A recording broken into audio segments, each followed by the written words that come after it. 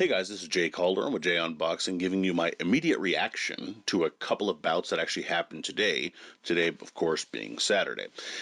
Had a couple of different type of comebacks in a sense. One former champion coming back from a loss with another needing to come back in a fight that was tougher than expected on the night. But firstly, we will delve into that lightweight clash that I alluded to initially, which took place in Las Vegas and live on ESPN, where Vasyl Lomachenko returned from defeat to make incredibly easy work, with all due respect, of Masayoshi Nakatani. Now, from the very get-go, it just looked like, with all due respect, Nakatani did not belong in the ring there. He just didn't have the same level of skills and expertise that the aforementioned Lomachenko possesses.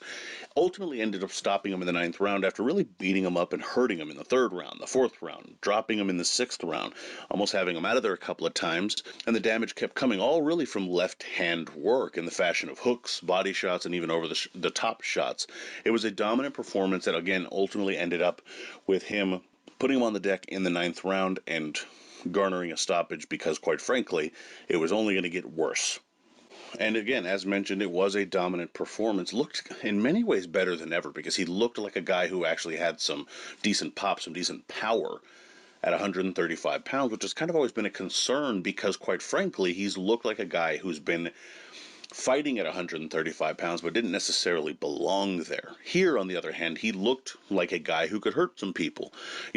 There have been previous opponents that have faced Nakatani who, had him hurt in terms of Felix Verdejo in Nakatani's most recent fight outside of the Lomachenko encounter, and he's fought lightweight champion Teofimo Lopez, who really didn't put much in the way of hurt on him at all, and he's a fighter known and kind of expected to be able to hit you with some decent pop. Lomachenko, using angles and really just cutting, slicing shots, was able to bust him up, really hurt his right eye, and ultimately stop him in that 9th frame. So he looked great, and again, performed better than both Verdejo as well as Lopez in the process against a common opponent. So it does let you know kind of the level of where Lomachenko is, which sort of leads you to those doubters that Lomachenko has. After that Lopez fight, there were so many people writing him off as just a washed-up fighter. It wasn't what he was. You saw people on Twitter before this fight talking about how, it's not much of a surprise if Nakatani ends up winning and all of these sorts of things. And it's just like, this is a 2-time Olympic gold medalist, a world champion in multiple weight divisions. He's always seemed to show up in the biggest fights and come back from losses when he had one against Orlando Salido and perform even better. He made Gary Russell Jr., a very talented fighter, look ordinary for 12 rounds. And suddenly he just doesn't have anything left in the tank. I mean, before I predicted this fight, I actually predicted Lomachenko to win a wide unanimous decision, but part of it was because I thought he would effectively do what he did. I just didn't think he would hurt Nakatani as much.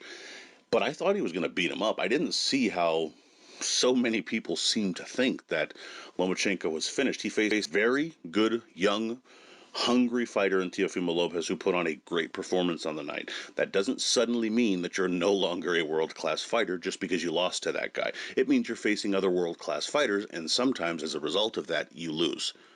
And we as boxing fans are just not accustomed to that because we don't see fighters do it as much as they should.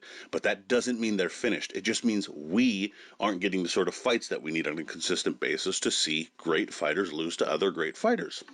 In any event, you got to wonder now kind of what's next for Lomachenko. I think with this win and how impressive it is, and the fact that it's a common opponent with a guy like Teofimo Lopez, it does kind of open up the doors for a potential rematch there, which could be interesting. You do have, of course, the soon-to-be-discussed here, Gervonta Davis, who could be coming back down to 135 pounds.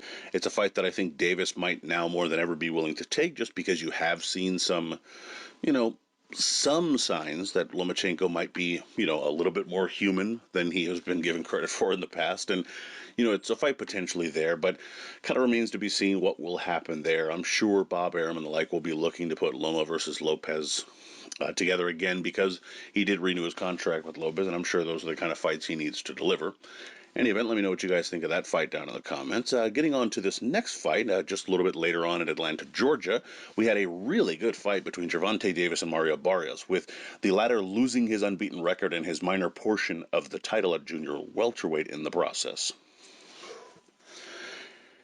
It was a great effort from Barrios, probably ahead on the cards at the time of the stoppage in the 11th, but ultimately did end up falling a bit short here just because of the relentless pressure Davis was pouring on. Barrios with the jab and movement was actually controlling the action initially. He, again, probably was ahead on the scorecards there, but Davis was just coming on pretty strong on those final rounds where, again, at times he has faded in fights. This time he actually seemed to be getting a little bit stronger. Out of necessity or not, he did seem to be getting a little bit more steam. And finally, after hurting him pretty badly in the 8th round and having a kind of back and forth round in the 9th, 10th he took a little bit more over, and in the 11th he landed a really solid body shot that ultimately folded up Barrios almost immediately, and he hit the deck. He did beat the count, but there was a little bit of a follow-up barrage with a left hand that convinced the referee to stop the fight when it sent Barrios, kind of reeling into the ropes. It might have been a little tad bit premature, some might say, but I mean, likely the right choice. Barrios didn't seem to complain much, which typically gives you an indication that he kind of could sense that this was kind of going only one way. In any event, one of the first kind of questions that comes to mind is you wonder if did Davis really hurt or help his stock. Yes, he did pick up the win, and it's a come-from-behind win. He showed grit, tenacity, determination. At the same time, he did have to come back, and it was against an opponent who's a top 10, but not a top 5 guy. Which also asks the question, where is his weight? If he's showing this kind of, difficulty with a top 10 but not top 5 guy at 140 pounds, and he may struggle to make 130 or 135, you kind of wonder, well, where does he fit in then? Because there are a lot of guys who are maybe more beatable for him at 135, but that's if he can make the weight. And if he can only make 140, is he going to have a harder time with the Josh Taylors, the Regis Prograis of the world, who again are a little bit bigger, a little rangier, who can punch, and he can be hit, he being Davis. It's a difficult kind of situation that he might find himself in. Ultimately, you kind of wonder where Davis goes next, and I think he kind of needs a real threat now. I mean, if he's going to go down to 135, now more than ever he needs to pick on the bigger fights there, just because I think, quite frankly, his time at 135 might be limited. You never know how long a guy like him is going to be able to stay at 135 because he's just a very broad-shouldered guy. He's a big, thick guy. So before he moves up, I think he needs to be able to make those fights happen. If he is at 140 pounds, I think, now at this point, he's going to have to try to fight some of those bigger names. And according to his team, that just doesn't seem to be in the plan. So it'll be interesting to see where he goes and kind of who he faces next. Let me know what you guys think, though, down in the comments about both fights, both Lomachenko as well as Davis, about a potential fight between those two, I suppose, and any other fights they might take on as well, where you think they should go, so on and so forth. Please be sure to like, comment, share, subscribe. Follow me on Twitter at jcalderon_JOB. You can email me at jonboxing@gmail.com, as well as visit jonboxing.com for schedule results, betting odds, rankings, all that good stuff. And as always, until next time.